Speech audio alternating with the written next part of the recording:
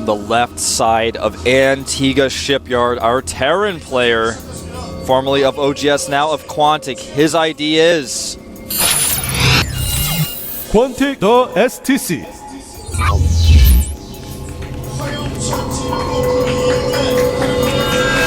Quantic TheStC. Cleanest QSen I have ever seen. His opponent on the right side of the map, or a strong Zerg player from the team LGIM.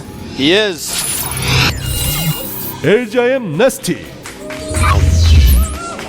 Now, regarding keyboards, I bet a lot of you guys didn't know this.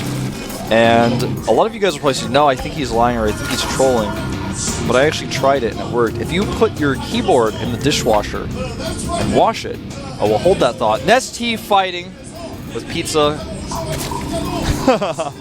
If you have your keyboard, you put it in the dishwasher and you wash it, you know, I wouldn't recommend using soap or even a lot of soap, but just the water alone and the pressure will clean your keyboard. Now make sure that after you do this, you dry it.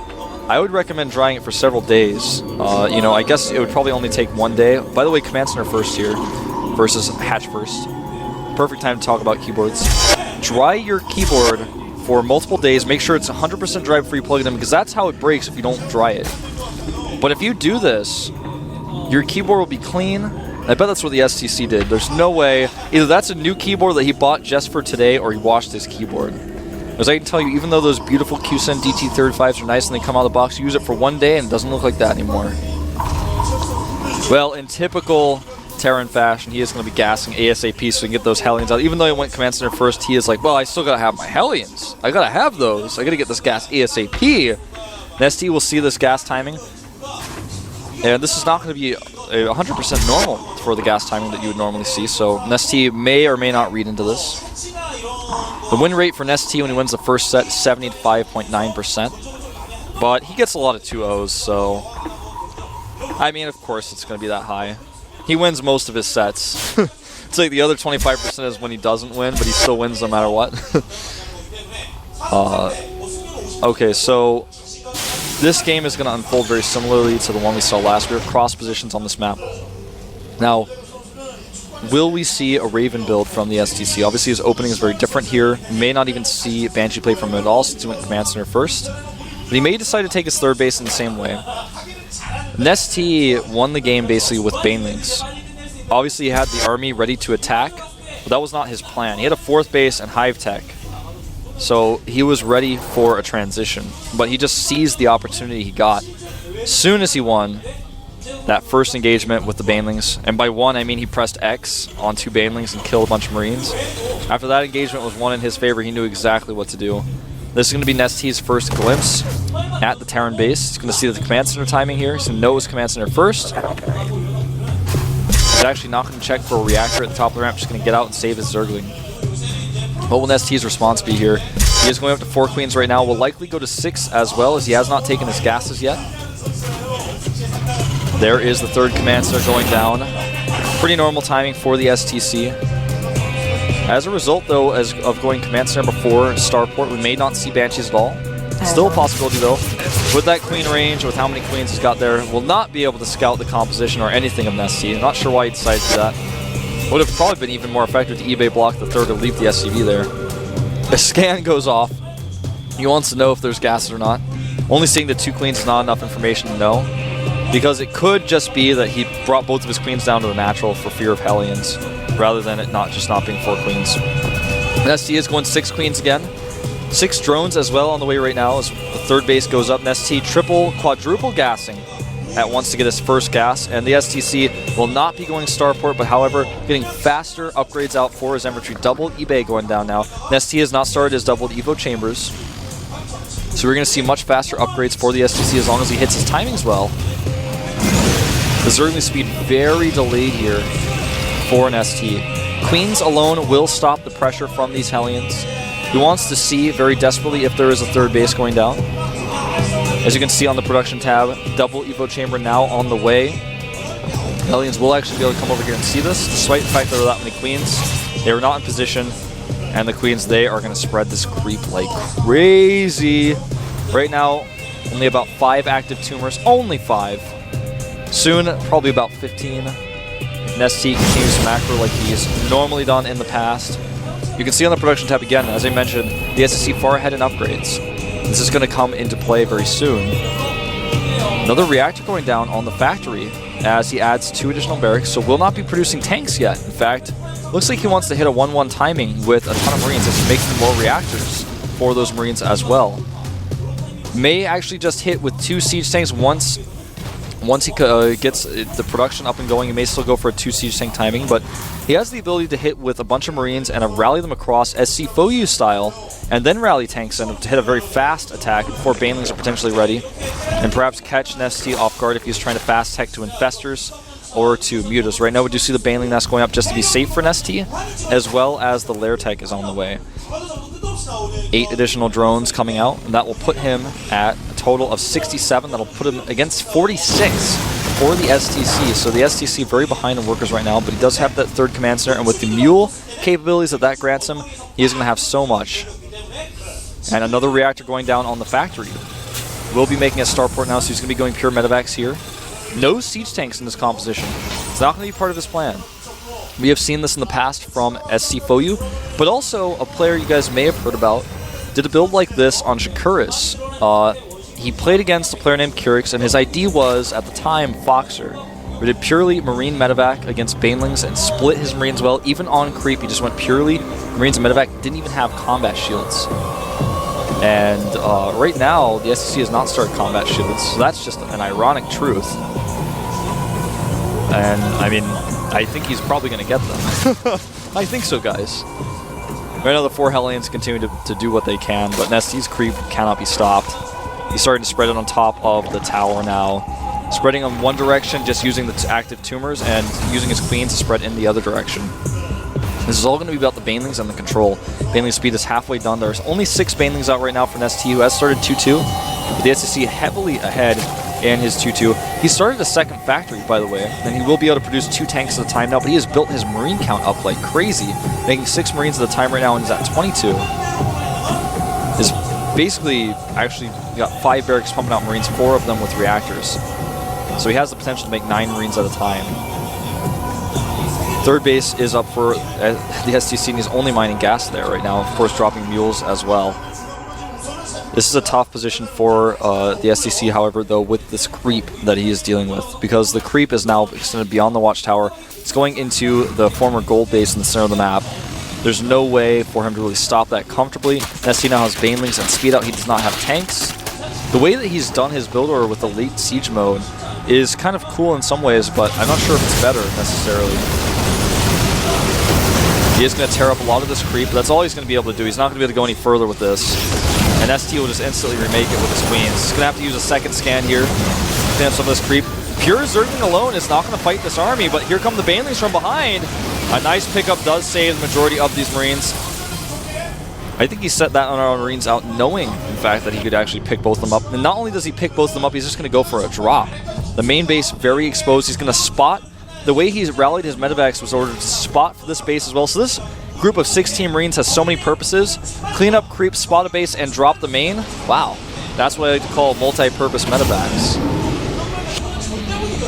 That's the cool, well, he's actually going to get an Overlord as well here. Oh, can he get some drones? Oh my god, he gets a drone. Did not get more than one though. This drop will have to go home.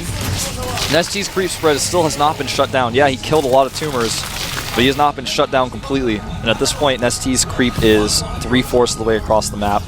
Soon he's going to have to stop spreading it because it's going to be moving into siege tank fire range. I might use creep tumors to tank siege tank fire. Think about that. Obviously that won't really happen, especially because the STC is now pushing the creep further back.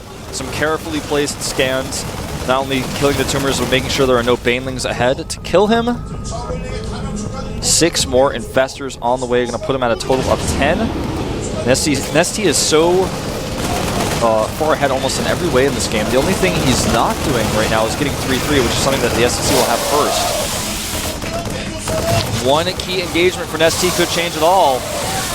Right now in total for the STC, he only has 3 siege tanks. He's got 2 more on the way, but NesTea, if he just goes for a big attack, I'm not sure if the STC will be able to hold, in fact. he can see these tanks as well. He saw them before they killed the tumors. He knows exactly how many he's dealing with. NesTea actually made a ton more banelings. He's now up to 46, and with 10 infestors, he may just go for an attack. This drop completely shut down. NesTea, I think, wants to attack, but he wants to wait for Adrenal Glands. He's not going to go yet. He knows he's got this base mining, and basically he's just going to threaten any group of units that tries to kill the base. If any group of units goes across the creep towards that expansion, he will just come and kill it. He doesn't actually have to attack into a choke point, though he doesn't have to attack into siege tanks. He will consider doing it right now, but see, he decides to go back. He knows he doesn't have to. If the Terran's in a good position, why force the engagement? Wait for the Terran to come to me, I just think NesTea. Now here he goes, catches the tanks on siege. This is the moment he was waiting for. So many fungals going down, the banelings rolling in, not even cost efficiently, but NesTea taking a 40 supply lead here. If he can funnel these medevacs, he'll make quick work of them with this many queens here. The infested Terrans as well. These tanks sieging up at the last second. The last second is not fast enough. More infested Terrans going down, messing up the siege tank AI. Will he funnel the medevacs? He doesn't have enough energy. These infested Terrans, though, wreaking havoc, taking out these depots, fighting the Marines. The Marines have better upgrades and medevacs healing them, but there are just too many infested Terrans. There he is, NesTea. NesTea forcing the SCVs to be pulled. Banelings going off on the SCVs, and the STC has been killed. A Terran player, you guys watched twice in a row, a Zerg player kill a Terran player who was in defensive position. That's how much better NesTea feels he is than his opponent.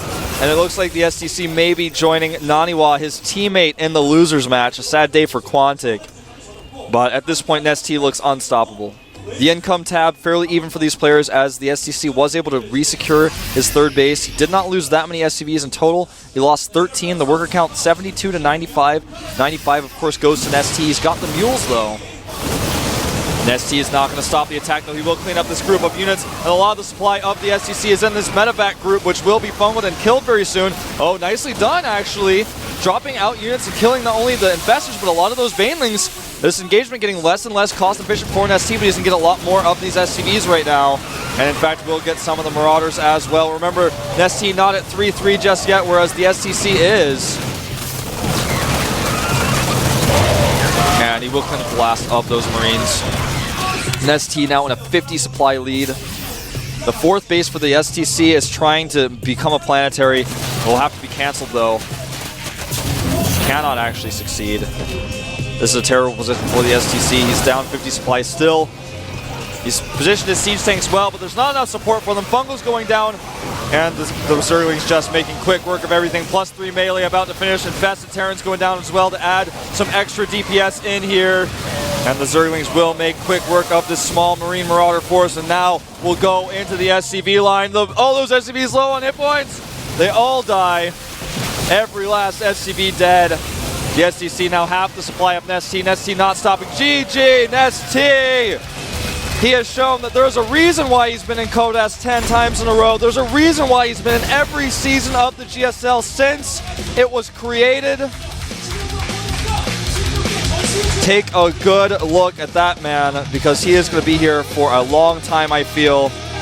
The STC now in a stressful position, has to join his teammate in the losers match to play a TVT to decide if he has another chance or not to get out of this group. NesTea taking that second best of 3.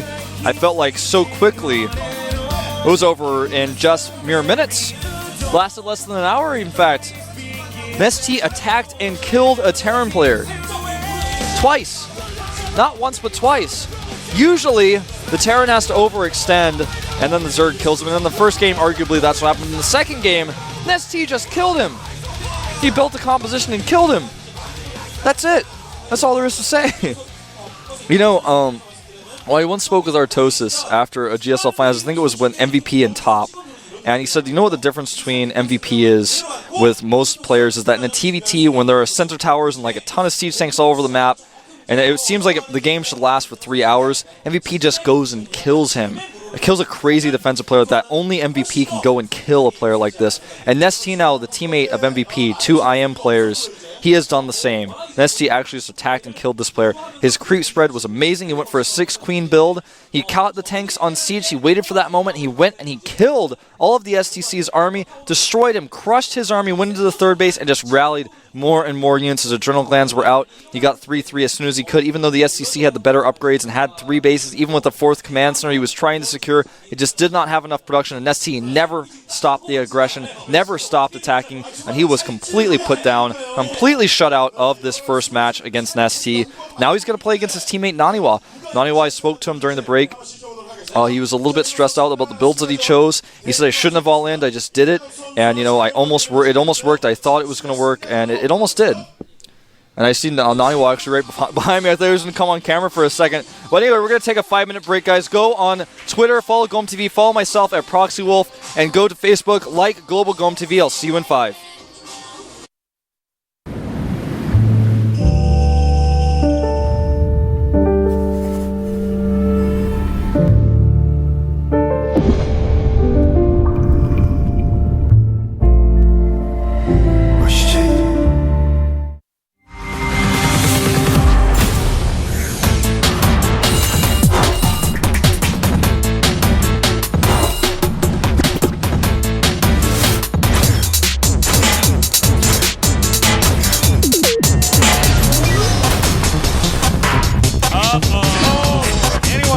Oh, nice. More zealots.